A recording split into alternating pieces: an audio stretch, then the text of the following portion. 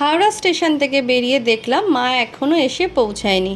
তো কি করব, তো সেই জন্য আমি আর দীপ ভাবলাম একটু ঘুরি, মানে হাওড়া স্টেশনের বাইরেটা একটু দেখি, চারিদিকটা একটু ঘুরি।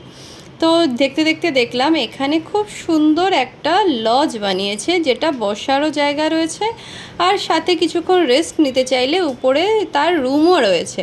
তো সেটাই তোমাদেরকে ঘুরে দেখাচ্ছি। দেখো এখানে সিটিং অ্যারেঞ্জমেন্টটা কিন্তু ভীষণ সুন্দর, পুরোটা কিন্তু সেন্ট্রালাইজ এসি।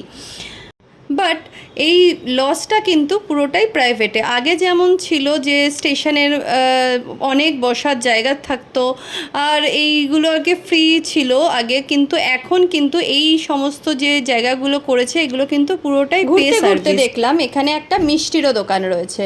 তো ঝটপট করে চলে গেলাম মিষ্টির দোকানে, বাড়ির জন্য তো একটু মিষ্টি নিতে হতো, তো তাই জন্য ভাবলাম এখানে এই মিষ্টিগুলো নিয়ে দেখি এখান থেকে কেমন খেতে। বাট আমি এখান থেকে কোনো দিন মিষ্টি কিনিনি, বাট আজকে যখন হাতে একটু টাইম আছে তখন ভাবলাম এখান থেকেই মিষ্টি কিনে নিয়ে যাই।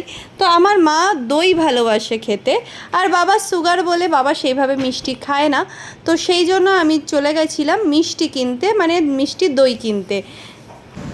দই নেবে 500 গ্রাম আর 150 টাকা দই নেবে, মিষ্টি দই তাই বলছিলাম।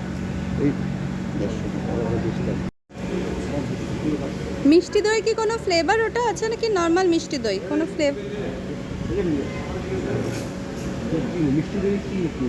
ওটা কোনো ফ্লেভারওয়ালা কি নর্মাল মিষ্টি দই যেটা হয়? কি নরমাল মিষ্টি দই আছে আর ম্যাঙ্গো দই আছে। ম্যাঙ্গোটা কোথায়? এই তো সামনে আম দই লেখা আছে। আচ্ছা এইটা আম দই, আচ্ছা আচ্ছা, না নর্মালটাই ঠিক আছে।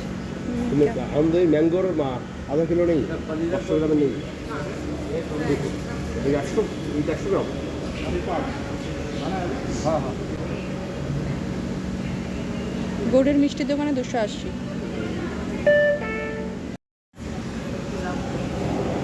এটা পুরো একটা প্যাকিং আছে। এটা দেখুন। কন্টেনারে আচ্ছা কি, হ্যাঁ এটা ট্রাভেলিং প্যাকিং আছে।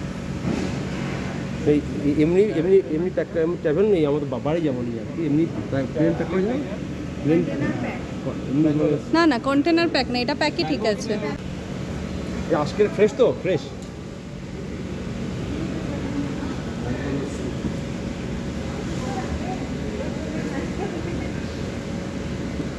অনেকটাই দেরি, রাস্তায় প্রচণ্ড জ্যাম, তো সেই কারণে আমরা এখানে একটু বসেছি।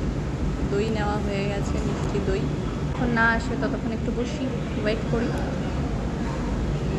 ওদিকে দীপও বসে রয়েছে, সামনে দই, ওদিকে ব্যাগ, সব কিছু জিনিসপত্র নিয়ে বসে রয়েছি।